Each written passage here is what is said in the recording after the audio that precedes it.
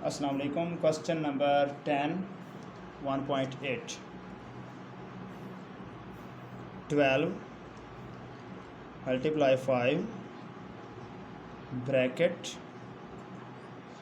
तक़सीम 5 जमा 4। बहुत आसान सवाल है।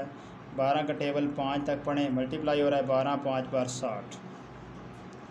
अगर नहीं आता तो फिर यह तरीका है 5 2 बार 10 एक हासिल, तो ये एक हासिल हो गया। 5 एक बार 5 और एक हासिल वाला 6। तो इस तरह भी 12 5 बार 60 आएगा। तक़सीम 5 जमा 4।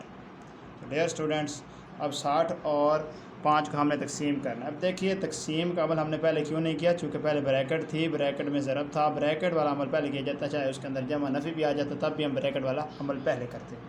तो अब 60 तक़सीम 5, 5 एक बार 5 एक बच जाएगा, 5 2 बार 10। तो इसका आंसर आता है 12। इधर लिखेंगे 12 जमा 4। तो इसको जमा करेंगे तो ये हो जाएगा 12 और 4 16। तो इस तरह से क्वेश्चन नंबर 10 कंप्लीट हो जाएगा। Thanks for watching. सब्सक्राइब करना ना भूलिएगा।